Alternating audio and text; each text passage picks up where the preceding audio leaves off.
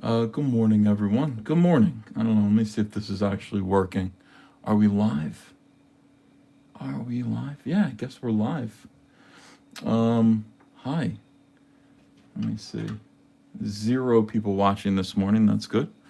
That's a good start. All right, I'm just up. I'm drawing the CYBERFROG cover. Woke up like bright and early, drinking last night. So got a nice early start when the lawn sprinklers came on. Woke me up, passed out in the front yard. It's a good way to start the morning. And came downstairs, and I'm doing this cover. I mean, this CYBERFROG cover is it's going to be for Unforgettable Tales number 3. Now, Unforgettable Tales number 2, of course, features. Look at this beautiful foil cover here. I didn't even look at these very much. I was so busy with fulfillment. We got another beautiful foil cover book called CYBERFROG 2 Wrecked Planet Preview, which is going to be full size. It was initially going to be an ash can. Wow, Massive Panda, thanks for $5. Good to see you drawing early in the morning. Hey, thank you. It was going to be an ash can, but I think I'm kind of almost tired of making ash cans. I'd rather make full size comics. At this point, ash cans were fun because it was like a throwback to the 90s, and everybody was making ash cans. They were highly collectible and fun, fun little mini comics. But now I think I'm over it. Now I think I just want to make full size comics. They cost about the same, and they're just as easy to ship. It's there's no real reason to continue making ash cans. So the extra book for Wreck Planet, Salamandroid, Death Sting is going to be full size, whereas Diary of Heather Swain was small. And the Wreck Planet preview ash can is just now going to be a full size. I believe it's 32 pages. It might be 28 pages. I meant for it to be 32, but sometimes things get away from me and I don't pay attention. But anyway, it's it's going to be a full size comic with a beautiful foil cover. With the Jay Lee, the extra Jay Lee cover art, which will only be seen there.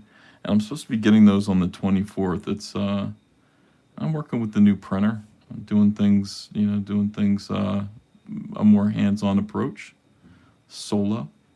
Good morning, everyone. Good morning.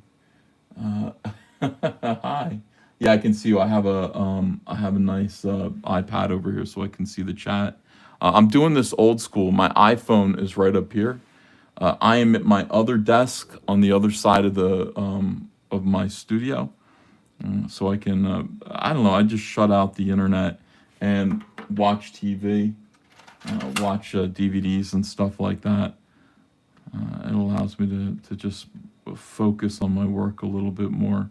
And this desk is at an angle, whereas my other one is flat. I don't know if that's going to help or not, but,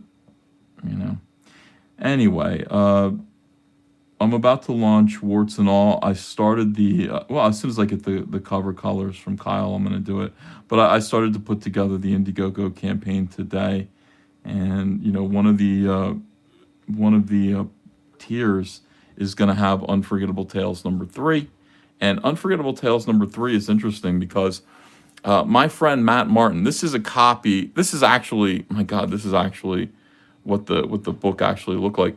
But, when I was, before I started publishing or getting published, I ran these little CYBERFROG zines, and I drew an entire, 5 issues worth of work that are mostly lost now. But my friend Matt Martin, who is doing Snowman right now, saved, no, was it Matt? No, it was Trent. No, Trent did. Okay, Trent saved this. What did Matt do? I don't know, Matt had some other stuff that he sent over here. But Trent Kanuga saved an entire issue, which was meant to be CYBERFROG number 2, but it was scrapped. Anyway, he saved the entire thing and sent it over, and it's miraculous. So should have come out. It's Hall of Heroes era stuff. It's pretty good. I remember drawing it while I was listening to the news about Kurt Cobain's death. which is interesting. So that's the era, that's the time period that I drew this book, and I've got it. I sent it over to Eric Weathers. He lettered it. He re-lettered it.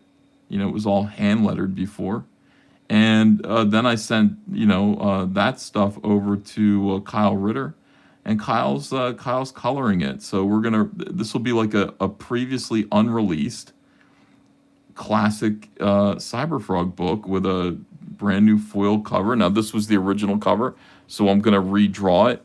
I looked at it and I'm like, I don't know how. I mean, I like it. I was happy to see this cover again. It was kind of lost to history, but I'm looking at it now and I'm like, I don't like the way he's lifting his leg up. He looks like, I don't know. It looks vaguely sexual. Now, when you're fighting a frog, a lot of you're going to be messing with you're going to be dealing with his legs, because CyberFrog's legs are very, very strong. But I don't know. I mean, CyberFrog, this character would not be able to do this to CyberFrog. Yeah, he's strong. This guy's strong, but he's not strong enough to do this to CyberFrog. CyberFrog could like mule kick an aircraft carrier. Like, this guy's not going to be able to do much to him. So we're going to change it around a little bit. I'm going to make this cover the same kind of thing, but I'm going to make it a lot more vicious and a lot more realistic as to who our Froggy Boy is today, and that's the plan. So I've just started it. I want to have the cover art to put on the campaign, so that people can back Unforgettable Tales #3, along with warts and all. Scotty Kodamino says, "Hey, Uncle E, are you going to do another 24-hour only cover this time around? I really hope so." That's not a bad idea, And I'm putting it together. I have this campaign's going to be really interesting because I've got a bunch of stuff. I've got the Unforgettable Tales line art editions that I'm going to add to one of the higher up tiers. I've got the metal miniatures that are going to be really, really fun. Do I have any of those around here? I don't know if I have them here. Let me show you. Walk and go get them.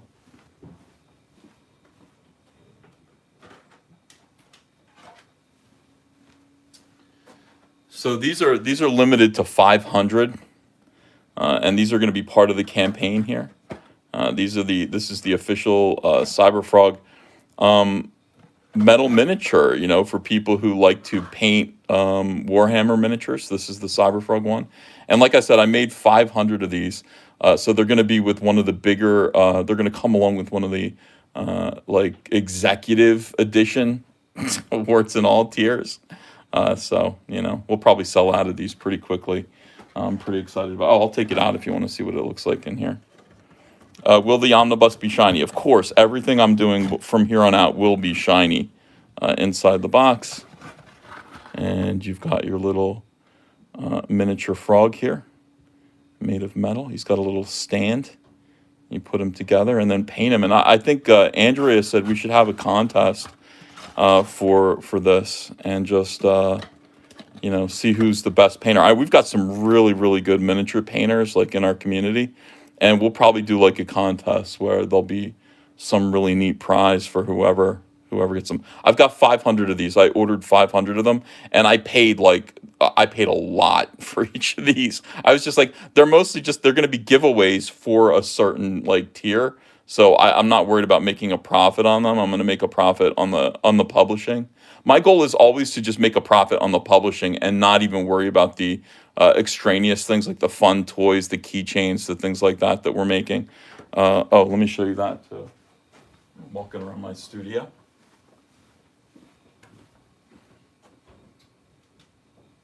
Oh yeah, here it is. Yeah, these are wicked. I've got 13,000 of these coming. These are the CyberFrog keychains.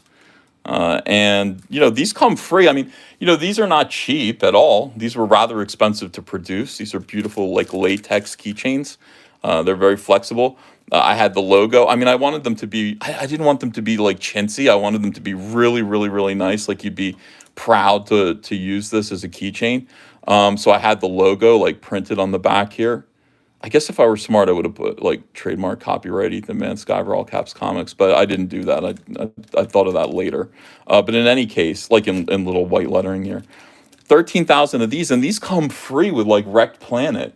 Like the entire point of making like little merch gifts like this is just to make the campaigns more fun, and really like these cost about $1 to make. So that just comes out of the $25. The way these campaigns work, the way I structure them, is that if the campaigns are successful, like if you're going to give me $30 to make to give you a hardcover book, and $100 for one of the bigger tiers, and then $200 for the even bigger tier with the cool bookmark and all the stuff that the cover, the slipcase. Well, I mean, as we go and as the campaign becomes more successful, and I have more money to play with, I can make more stuff.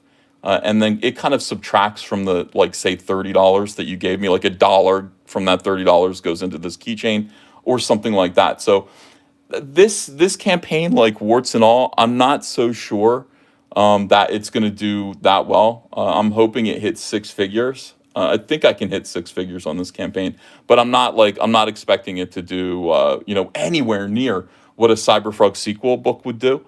I just want to make this hardcover for the people who asked for it. But as we go, I'm gonna have more cool stuff like this. I promise you, I will make some more cool gifts that'll make getting your package more fun, more rewarding. Getting ready for the launch. I'm gonna do. Oops, I dropped my miniature on the floor. Don't worry, it's not broken. You can drop it on the floor and it's still, look at this beautiful packaging there. It's like you almost want to just make sure that you keep the box. Ages 14 and up, warning choking hazard. No kidding. It's tiny. Not for children under 3. So hopefully you guys will get one of these. These are, like I said, these are going to be limited to 500. What's the biggest perk on the Omnibus campaign? It's going to be $200. It's going to come with so far, it's going to the $200 perk is going to come with the hardcover edition, with the bonus CyberFrog Frogapalooza zine that slips into the slipcase, and the slipcase is textured to look like frog skin. It's going to be really, really nice. Like the $30 tier is just the book, but the $100 tier is the book with the frog skin slipcase. That'll look really nice on your shelf, and a couple of other fun things. But the $200 tier is the book with the slipcase. It's the bonus Frogapalooza zine. It's the 2 Unforgettable Tales line art variants that I've got. And then it's going to be CyberFrog CyberFrog Unforgettable Tales number 3, brand new edition, and one of these miniatures, and probably some more stuff that I haven't thought of yet. You start out this way and then you just sort of build the campaign. But that's going to be the initial $200 tier. It's like the honeycomb box used to just be 4 books, but we sort of build on it. So that's what I have to offer right now. That's the $200, and there are only going to be 500 of the $200 tiers to go around, as opposed to 2,500 of the Froggy box the first time, the honeycomb box. So good morning, everyone. We got some people in here that are starting their day. Good morning to you. Good morning. Doing kind of an old school Comic Artist Pro Secrets live stream where we're drawing. I'm sorry I haven't been streaming as much. You've got to believe me. I'm drawing. It's 2 different frames of mind. Like when I'm live streaming and I have a lot to say, I'm talking about everything that's going on in the world. It's harder for me to focus on drawing, but I've got so much stuff to do, and I've got so much energy for CyberFrog right now. Oh, you can't even see what I'm doing. I've got so much energy for CyberFrog right now that I don't really actually making videos is a little bit tougher for me. But I'm trying to remember to do that and stay in touch with you guys. It can't just be one or the other. It's got to be both. That is absolutely key to our relationship here. And I am fully aware that I'm not streaming as much as I used to. It doesn't feel good. It feels bad. Like whenever I'm not streaming and making videos, I actually feel bad. I feel like pangs of guilt. I got this. Look, Pete Callen, thanks for $2. He says, "When are you launching? I don't want to miss out." Oh, you're not going to miss out. I'll give you guys ample warning. We're launching 2 or 3 days from now. Really, the only thing I'm waiting for is Kyle to finish the cover, and Kyle, because I need to have a really nice presentation piece. So I don't know if you guys saw the finished cover. I can go get that too. Hold on. Dun, dun, dun, dun, dun.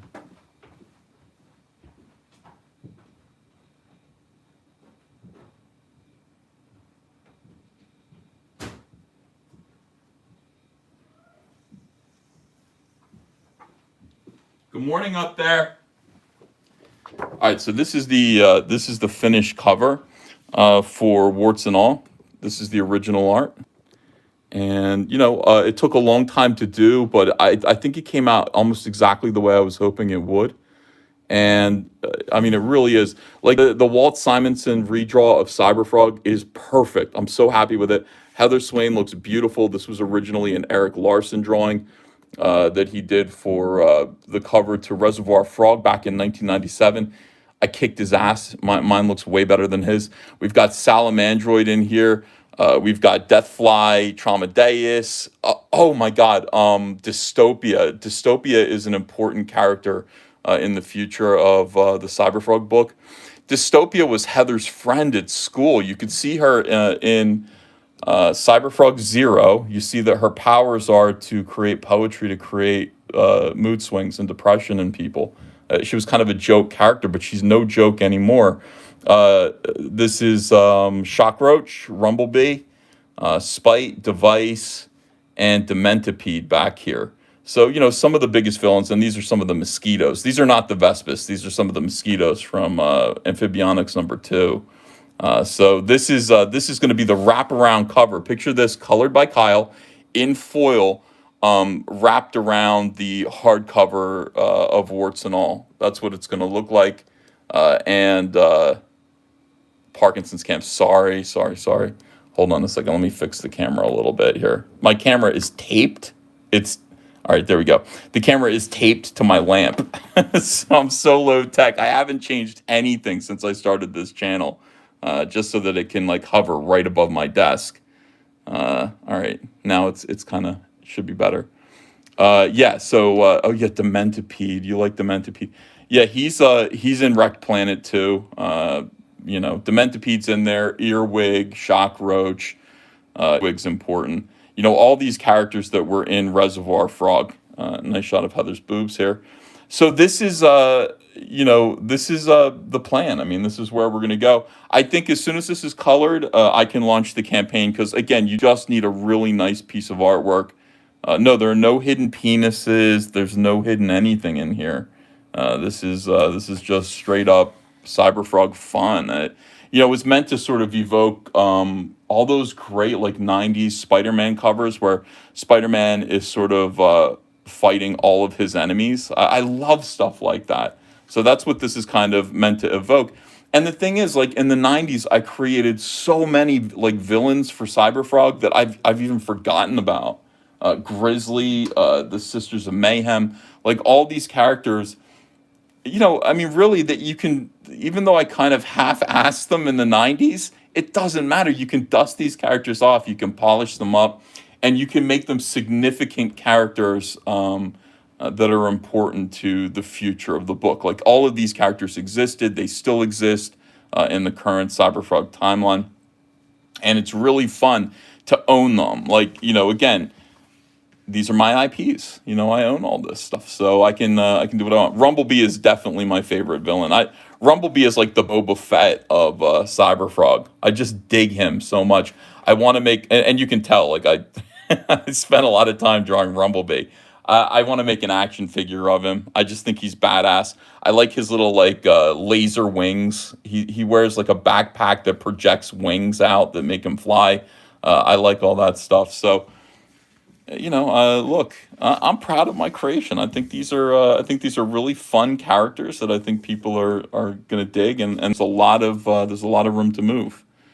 By the way, this cover was purchased. The original art is already sold, so I got to ship this out, and I'll get some original art. I think I owe people some original art still, so I got to get that original art out to everyone. Heather should have looked like Wonder Woman 1984 from DC. What's wrong with you, E? Said Sandman. I don't know what you mean. Like have her in gold armor, you know? Christopher John says X32. Oh my God, that was the big thing yesterday. I got swarmed by SJW, so I was just like drawing and teasing them, having fun, and talking about how, yeah, in a way, I created X. Now, saying I created X23 is a bold claim. It's not strictly true, but it is true that I. It is true that Joe Quesada and Jimmy Palmiotti did call me during Marvel Nights in 1997 and say, "Hey, we need a junior version of one of these Marvel characters. What do you think of the Silver Snowboarder or Daredevil Jr. or Spidey or something like that? You come up with something like that because we need a book." And I came up with Lynx X32, and I gave it to them.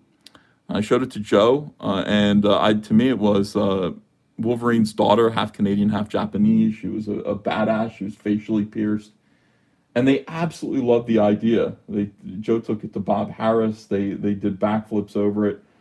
And, yeah, like, show us more of this, show us more of this. So I did, and she ended up in a book called Remnants in 2000. It was kind of, again, not a very complete idea. But what is true is that, good ideas like that are in the air. Wolverine belongs to Marvel. So if Marvel wants to do Wolverine's daughter, they can do it. They just hadn't thought of it before. So now that they had that in mind, they passed it around a few times. They did this thing called Wild Thing with Ron Lim and Tom DeFalco. It was shit. Canceled that.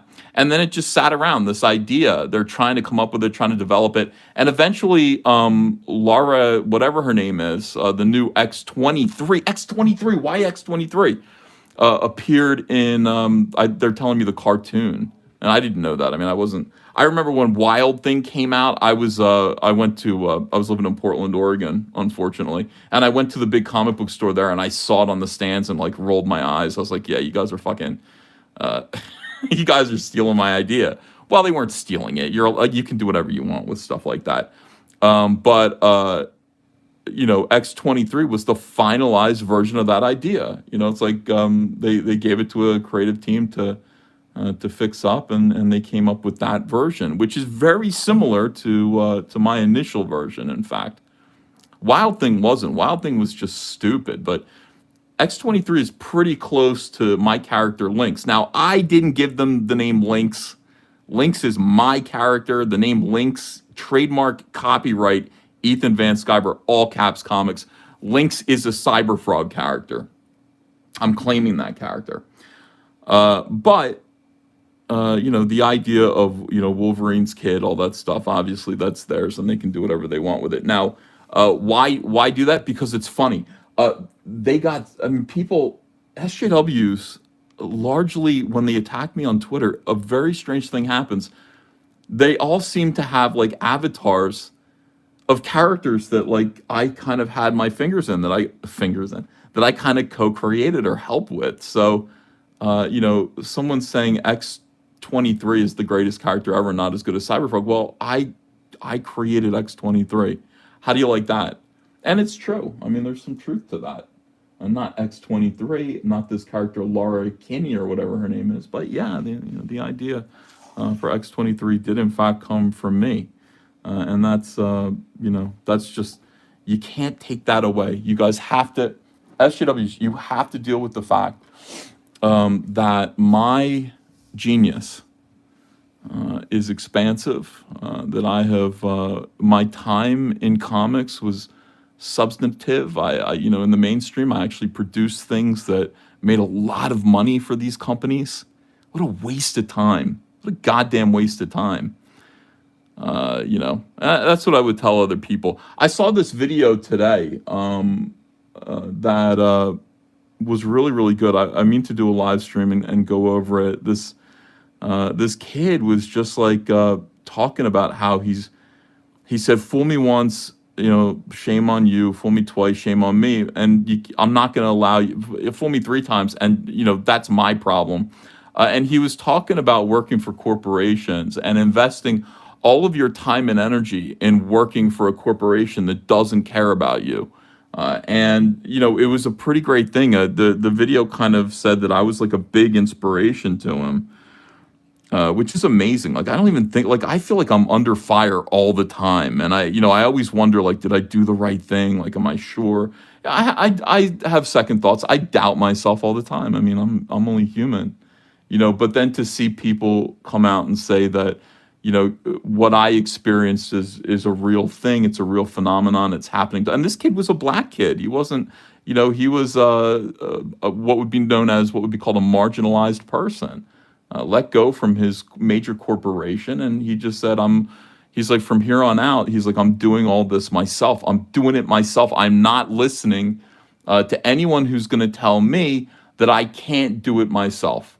Those voices, I'm going to silence those voices. If you're not on my team, if you're not somebody who's supportive, who's going to tell me that I can do it on my own and do better on my own, then I don't want to hear you. And I just listened to this kid, and I was like, yes.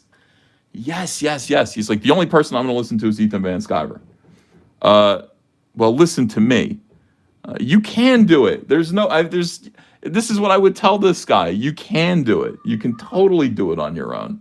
You don't need anyone else. You don't need a big corporation. These big corporations are going to steal your hard work, all of your energy, all of your genius, all of your creativity, and they're going to, benefit. They're going to make millions and millions of dollars from your hard work, and they're going to pay you a pittance, an absolute pittance. I just saw that Zach did a video about a Daredevil actor. He's like, this Daredevil actor comes forward on Twitter. These people are coming out now and opening their mouths and actually talking about the exploitation that they endure in these kind of mainstream, companies, the comic book companies, and even on the stuff that's on TV, the Daredevil TV show. This guy comes out and he's just like, look, they told me they were going to pay me like $2,500 an episode, which he's like, my take-home fee from that. Like after I pay my agent, my taxes, I'm pocketing $1,200. He's like, I work 6 days on an episode. I'm making $200 a day to be in Daredevil, to act on the TV show Daredevil. He's like, that is poverty. Those are poverty wages. And he's like, they tell me, yeah, there's no money in this, but you're going to make some money on the convention scene. Conventions are closed down right now. Conventions are really, really closed out. There is no convention scene right now, and I'm not sure that there ever will be again. Not the same way that there was. How do you like that? So like you're going to act, you're going to be in a TV show, and then you see these guys go to conventions and they're sitting behind tables and they're signing pictures of themselves for, people that come up. Sometimes if you're popular, you'll have a big line. Most of the time you just sit there and look sad. A guy that's making $200 a day appearing on Daredevil, he doesn't have a big line of fans waiting for him. Not at all.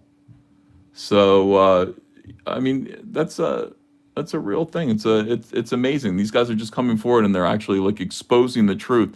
If you have any delusions about what your Netflix deal is going to look like, if you have any delusions about what it means to make it in Hollywood, only a few people do.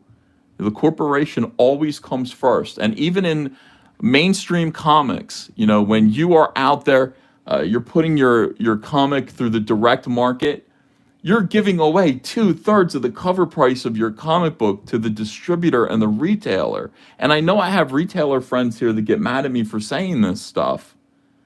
But I mean, it's absolutely true. It's like, why do this? Why suffer for other people like that? Why do that? Why give away all of your hard work when it could go to you and your family? And that's the future of all of this. What we're doing is the future. It's the way creative people should work and pay themselves from here on out. People say to me, aren't you worried that your big mouth is going to make it so that you can't get CYBERFROG done in Hollywood? Yeah, sometimes I worry about it. Sometimes I'm just like, wow. I guess like I can't picture if somebody came forward and said we want to make a CYBERFROG movie, like how long would it be before like I'm in trade papers, trade zines, and SJWs are talking about how I told a guy to kill himself one time back in 2017. and I'm a Nazi and all that. Like, do I need to go through that? Does my family need to go through that? And then eventually my deal gets canceled. That's the reality of things for us, you know, for our side of the aisle. And I don't need that. Like, none of us really need that because the future is in independence. You know, the future is 100% in independence from here. I want to make action figures. I don't go to Hasbro. I make them myself. You know, I make my own toys. I can do quality control, and I can make sure that my audience, which might be smaller, you know, than a Hasbro audience, my audience gets, you know, look at the size of this dude. My audience gets the toys, and I, you know, do this myself. 100% do this myself with you guys, with your help. You know, that's if I want to make an animated series, I can do that myself. I can't do it, but I would find animators who are independent, who wanted to make a little money. We'd go into it together. We'd make an animated series. We'd put it behind a paywall on you know, YouTube or something like that. And I'd probably make more money than I would if it were on Netflix, or, you know, if I optioned it to Hollywood and, you know, just became. Doing this yourself, independence is the future, and there are no gatekeepers. There's nobody who can stop you. So I don't know. I want to talk to that kid. I'm going to show that video today. I'm going to do a better live stream where I'm, you know, actually showing this kid's video, and I want you to just see like the energy behind what he's saying, the words he's using, and like the anger and yet like determination behind, you know, what he had to say. It really kind of I don't know, got through to me. It was pretty important. Let's see, Ethan, stock up your liquor cabinet because Cecil's moving in. Uh-oh. Well, I mean, you know, my liquor cabinet's fairly stocked up. Cecil like drinks. Like, first of all, you know, I'd show you my liquor cabinet. It's full of whiskey. I don't drink very much. Like, I might just take a drink, maybe 2 days a week. You know, I'll drink. And what, you know, I don't just drink casually. Like, I drink to you know, to loosen up and feel pretty good. So that's something to celebrate. You know, it's like to have a good time. I don't just drink to get through the day. You know, I'm fairly happy. Don't need to do that, but just to celebrate when I'm feeling good. So I have tons of liquor. Cecil drinks, like, Cecil gave me a bottle of rye, and I've still got like at least, and I drank a lot of it, but I've still got a third of it. He gave it to me 2 years ago. I still got a third of that bottle of rye. So he's like, "What? I would have drunk that in the night." I mean, you know, I get it. I understand. But no, you know, I don't do that myself. Let me show you my studio, since this is becoming less of a drawing stream and more of a. Still live? Are we still live? I hope so. I accidentally hit this button. All right, here's my office. And F, are we still? No, we're good. I see us. Here's my birthday card from Ava. Ava did me a nice painting. Over here, look at my Elvis Presley display. Somebody gave me a link to buy this Elvis figure, and I'm so glad they did. It was very expensive, but I'm happy I got it. I guess I missed it. It came out like 4 years ago, and so I got it. I put it up there. I got a nice Elvis Presley display. You know, so I can listen to my Elvis Presley box set down there. Put my comics all in boxes here. You know, got them off of my table. Over here, this is where I keep all of my CYBERFROG stuff that I'm making and that people send me. Look at this CYBERFROG baby doll. Look at this crocheted CYBERFROG doll. I mean, that's fantastic. There's the Ethan Migo over there. Vicky Verse made this blocked by EVS mug. She's a weirdo. But, you know, I had to buy one because I was like, one day it's going to seem so weird that I was stalked so heavily by creeps during this time period of my life that they actually would like harass me and then brag that I blocked them on Twitter, to the point where they would make a mug and sell it. It's like, I got to buy one. That's got to go into my museum. Yeah, this is the clothing rack for those of you who are like, whoa, this is... These are all my, if I want to do a costume change or if I want to just change my shirt. There, of course, is the famous white hat. I've got more over there, man. Let's take a look here. Let's see. Arcades. yeah, this is all the stuff that you see me kind of throw on. Beautiful. Look at this stuff. Fantastic. There, of course, here's the Hitlerachi hat, the famous feathered jacket. Like this will be in the Hard Rock Hotel and Casino, one day. I'm sure propped up on a mannequin. It's going to be that important. Here's where I sit and I read. These are what I'm reading right now. I've got my John Byrne Fantastic Four run. I've got my McFarlane Hulks. So I'll just sit down at this little table, and I might have a drink, and I'll just sit there and read some comic books for a little while. Look, there's a Gumby costume over there. I got a Gumby suit if I ever want to wear a Gumby suit. What else is going on here? There, of course, is all right. So here's my desk. This is where I'm working. Over here, like around the corner, I put a trampoline down here for Ava, so she could come down here and jump if she wants to. Over here around the corner, of course, this is where I normally broadcast from. There's my computer and my table and all that stuff. I kind of like it over here. I will build this. I'm going to make a video. I think I might do it today. This is, of course, the Jabba the Hutt sail barge. I can't just open it. I have to make a video doing it, and making a video is a big process. But I'm going to do it. Don't worry about that. It is going to happen. There's my shower. I can just take a shower if I want to in the middle of the night in my office. Psycho, signed by Anthony Perkins. I'm a big Psycho fan. Here are all my vitamins up here if I need to take vitamins. I'm a big Psycho fan. I try to buy every edition of Psycho or anything Bates Motel, anything like that comes out. Autographed by Vera Miles, who was in the movie. Autographed by Janet Leigh. That's her right there. That's how I am. I'm an autograph collector, for those of you who don't know. Like, I went through this thing in 2009 to about 2012 where I just, everything I bought, like, I had to get autographed because I was going to so many conventions that, I would just collect autographs. So here's, like, True Blood. And I ran into, like, all of the stars of True Blood. So I just had them all sign, the DVDs. Walking Dead, too. It's like I just go around and get, like, everything autographed at these conventions. Because, like I was saying, I mean, that's the way it is. It's like these conventions, these guys just sit there. They don't make very much money off of being in the show itself, but they do, I guess, make money off of autograph stuff. I got Superman and King Kong down here. There's my precious Elvis Presley Budweiser. Look, 35th anniversary. I bought this broken. I had to send it out to get it repaired. Because it's old, but I think they only made 50 of these in the world. So, big Elvis Presley fan. I needed to have that.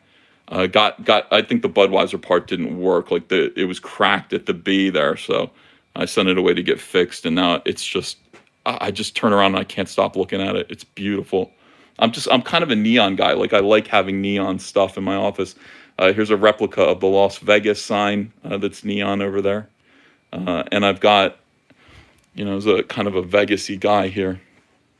The original Sands Hotel, which no longer exists. These are the napkins. It's like I have to collect stuff like that. The Stork Club from New York City. Where is it here? Where's my hand? Oh, there it is. Stork Club drink swizzles, from the 1940s. Look, whiskey galore. If Cecil came over, like, there's plenty. The bar's fully stocked. If Cecil wants to come over and make himself at home, he can do that. I'm mostly a wino. Like I'll drink wine. Vodka's good. But yeah, like this wouldn't last long with Cecil. Not at all. I think you're right. Here's my sofa, so I can just kind of settle in. I have my ironic Star Wars The Last Jedi pillow on my sofa. This was my gift for Father's Day. Andrea got me a humidor. There's a popcorn flake on the floor because of my popcorn machine that I was using the other day. So that's filth. I got a humidor. I've got cigars in it now. I've smoked maybe 5 cigars in my life. Not too many, and mostly I only do it to take pictures of myself looking like a mobster to annoy SJWs. But now I have a humidor, and I've got some expensive cigars in there, so I might just start smoking cigars a little bit more often. Thank you. A fan sent me that $ necklace. I put it on King Kong with those sunglasses. He looks pretty good now. All right, another view here. Oh yeah, Beach Boys. I met all of the living Beach Boys. There's Brian Wilson and Al Jardine signed Pet Sounds, and there's kind of a split between the Beach Boys. You can't get them all together. Mike Love and Bruce Johnson signed Summer Days. So I've got all the living Beach Boys. I got all their autographs, but just across 2 different records. And people were talking about this on my Facebook page. Yeah, this is the Hollywood or Bust. I'm a big Martin and Lewis fan as well. Signed by Dean Martin and Jerry Lewis. So anyway, yeah, this is where I'll just hang out. I don't need to, like, literally people go, you're like a basement dweller. And I'm like, I would be. Like, I feel bad. I really like it down here. Andrea comes down here to hang out too, and I'm just like, why would we, like, this is like everything, my bomb shelter, my song about having a bomb shelter, like, this is what it's all about. Like, this is my bomb shelter.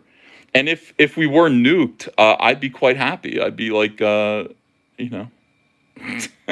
just settling down here, watch all my ridiculous DVDs on my DVD player, because I still use, regular. Look, I've just got a VCR. I had to buy this VCR new, and it's only about 2 years old. The VCR itself is like 10 years old, but it was old stock, and it was still in the box. I had to pay like $250 for a new VCR so that I could play my very few. I only have a few videotapes, but I wanted to be able to play them. Here, Hunter got me a frog tank. I'm still waiting for the frog to show up, and I got to figure out what I'm going to put on the wall right there. I don't know yet. I've got wall space. I don't know what I'm going to put there yet. Very exciting. There's my keyboard. My beautiful JFK, the best movie ever, signed by Kevin Costner. We do have a few more posters. Some people are asking about posters, and we've got some. This is all of the remaining stock, by the way. This is all we have left. These are CYBERFROG chromiums. We've got maybe, I don't know how many's in there, maybe 70 copies. This is the last crate of Salamandroid chromiums. These are all like for sale on eBay, but this is it. I think we have more team ups. Like, I think I've got like 2 more crates, and each crate there are like 80 copies. We have some team ups, but yeah, these are available on eBay. Look, we got a few chromium CYBERFROGs. These, of course, I will never give away. These are, this is my own stuff that I'll never sell. So this is like my collection of chromium CYBERFROGs that are just there to make my rack look cool. I have a copy of, I think, almost everything CYBERFROG on this rack. What else? I don't know. Look at this. I forgot. This was hiding behind. There was a big Vampirella thing here, and I got rid of that. And look at this artwork. Who made this for me? Pete Marquez. It's me and Andrea. It's beautiful. Absolutely beautiful. Yeah, I'm like really, really happy with that. So I'm glad that now you can see this, like when I'm sitting here and working. I've got a rose Tico hanging from this lamp here. Turn around, sweetheart. Got a rose Tico there. To always remember Tico. Always remember. There's a little Ava I can look at when I'm working. These are in progress drawings here. These are things that some of them are done. I probably shouldn't show much of that. Here's where I throw my towel when I take a shower. Come out of the shower, throw my towel on the floor, and Andrea yells at me. Says, take that up to the laundry, and I say, I will. Not right now. Yeah, so that's my office. Oh, these are all William F. Buckley firing lines. Conservative cred. I mean, look, yeah, every now and then, like, William F. Buckley is my political hero. Guy was very, very smart, and here he is arguing with people in the 60s and 70s about things that mattered, usually about Jimmy Carter and Bobby Kennedy. No empty beer cans. Let me see here. There's that cover. Lots of candles. Lately, I'm into candles too. I like to just light candles all around. No, we've got plenty of rock stars there. I've got some Coke. There's my popcorn. You know, I want to make popcorn when I'm watching stuff. Got some beers in there. Got some water. Got some Cokes if I want to make a rum and Coke or something. And then, of course, we've got Millennium Falcon ice cubes, Stormtrooper head ice cubes, R2-D2 ice cubes. Brother Gaius says, where's the water? That's out in the garage, but I'll bring down, you know, that's the water from the garage that's in there. You know, I'll bring down a little thing of water. There's some dirt here. What is this? What is that, Coke?